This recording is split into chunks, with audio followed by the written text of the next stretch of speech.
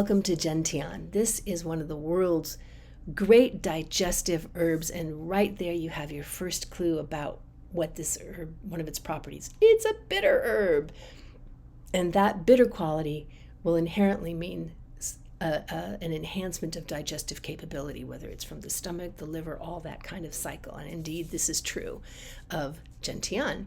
Now, we're going to dive in a little bit here to look at some of the more popular varieties. And there's several species of Gentian, and they are inherently able to be, used interchangeably.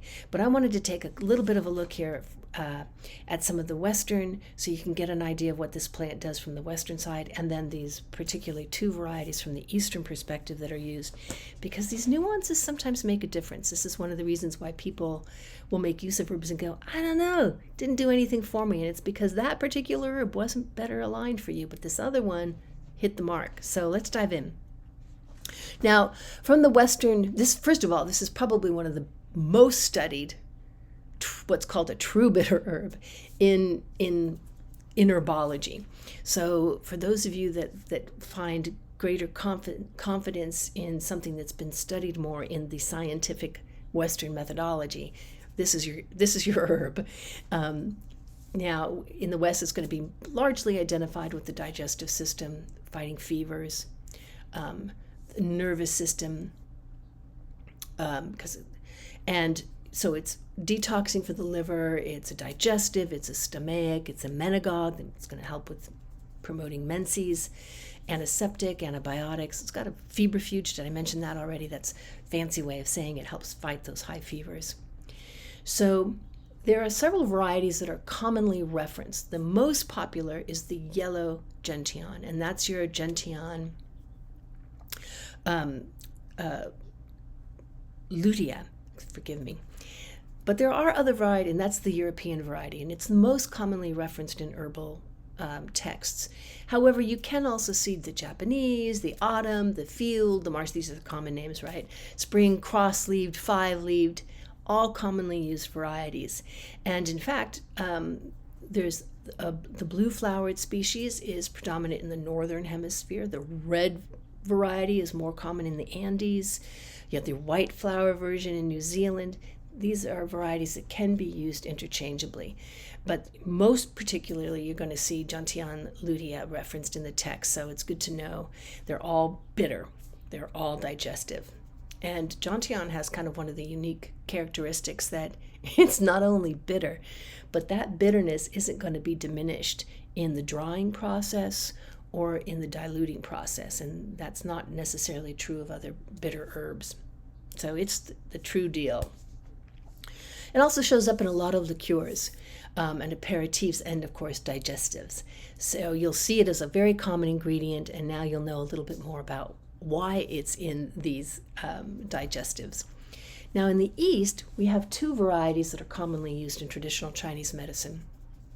In TCM, we look at Gentian scabra, that's your long dun sao, and your Gentian macrophylla, that is Qinjiao. So these are, again, in the family of these Gentian plants, bitter, and they are recognized for having drain damp heat from the liver and gallbladder channels and draining excess liver fire. So let's dive in a little bit about this so we can kind of see some of the nuances between these two, because there's a reason why you might lean a little more towards one or a little more towards the other. Long dun sao, your Gentian scabra, is considered stronger in its heat clearing capacities. So it's also considered very good for treating deficient heat, and especially when they involve the liver and the gallbladder, because that's what this herb is, right? Your liver, your gallbladder, your stomach, they're all considered kind of to move around those systems. Now, deficient heat symptoms are going to be like night sweats. It's not that you're actually sweating at night because you necessarily have a fever.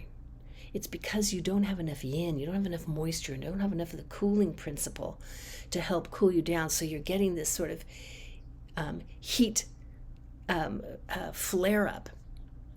And that's an example of what's known as deficient heat. This herb, long dun sao, will help kind of calm that down. It'll also help fight true fevers where yang is really raging. Yin Chow, on the other hand, this is considered stronger at clearing wind damp conditions, and these are going to affect the liver gallbladder channels, but they also affect the lung channel. And so you see things like with tuberculosis, where you have night sweats and you have intermittent fever and overall achiness. Very, very good, commonly used to treat that kind of an ailment. Red face, headaches. The wind conditions are those that are kind of symptoms are moving around. They're here and they're there, and now you're achy over here. And the fever rising, that's, you can get that from the whole system being impacted by exterior pathogen in this case. So both are bitter. All varieties are bitter. You're just not going to escape bitter with Gentian. And it's a very good herb to have in your house for these variety of conditions. They can be used interchangeably, but now you have a little bit of a sense of where one might be more preferred than the other.